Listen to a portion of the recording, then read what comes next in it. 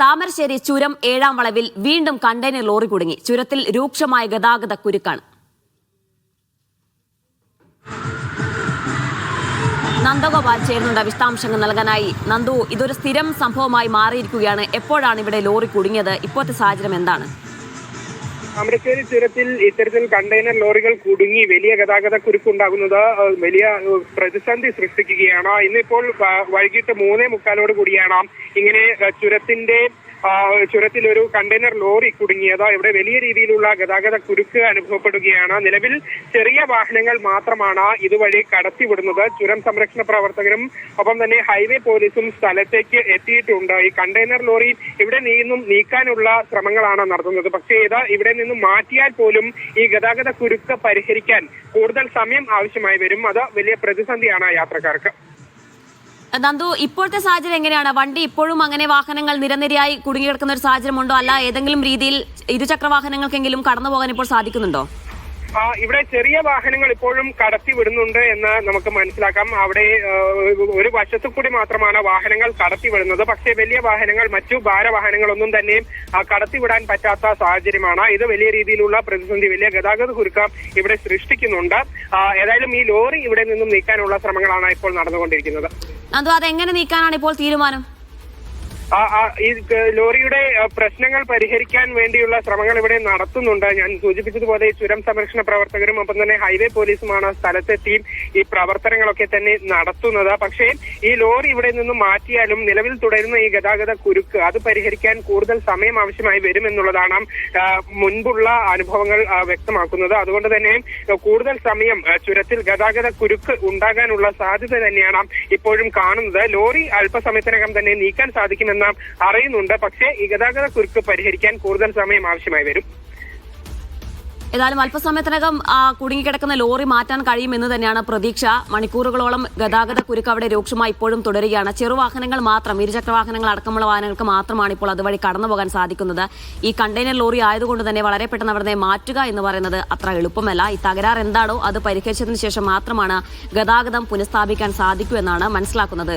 ബസ്സും വലിയ ലോറികൾ അടക്കമുള്ള വാഹനങ്ങൾ ഇപ്പോഴും അവിടെ കുടുങ്ങിക്കിടക്കുന്നുണ്ട് എന്നാണ് മനസ്സിലാക്കുന്നത്. നന്ദു, ഇപ്പോൾ അതിനുള്ള നടപടിക്രമങ്ങൾ, അതായത് ഈ ലോറിക്ക് എന്താണോ തകരാർ അത് പരിഹരിച്ച് അത് അവിടുന്ന് മാറ്റെങ്കിൽ മാത്രമേ ഗതാഗതം സുഗമമാവൂ.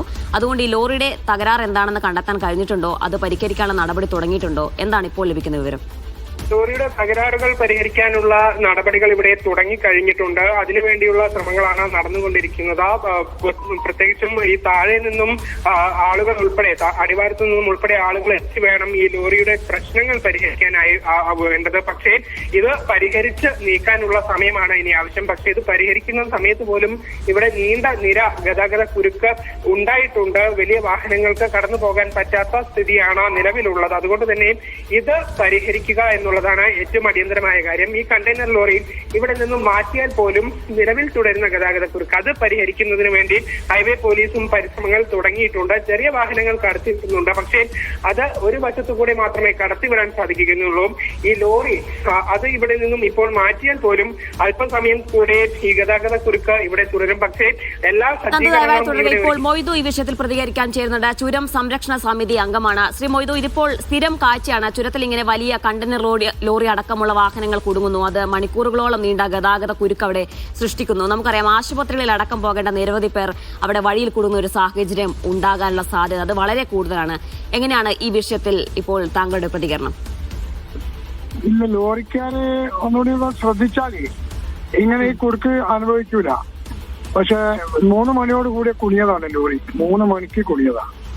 ഇപ്പൊ വൺവേ ആയിട്ടാണ് വണ്ടി പോകുന്നത്. അതും വലിയ വണ്ടികൾ കടന്നു പോരാൻ വലിയ പ്രയാസമാണ്.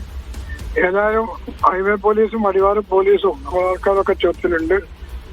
ഇപ്പൊ ക്രെയിൻ വെച്ച് മാറ്റിക്കൊണ്ടിരിക്കുകയാണ്. ഏകദേശം ഒരു 10-15 മിനിറ്റ് കൊണ്ട് സാധാരണഗതിയിൽ ആവും എന്ന് പറയാൻ പറ്റൂല. എന്നാലും കുരുങ്ങിയ കുരുക്ക് തീരണം കുറെ സമയം എടുക്കും. അടിവാരം പോലീസിന്റെ അവിടെ ഹൈവേ പോലീസൊക്കെ ഉണ്ട്.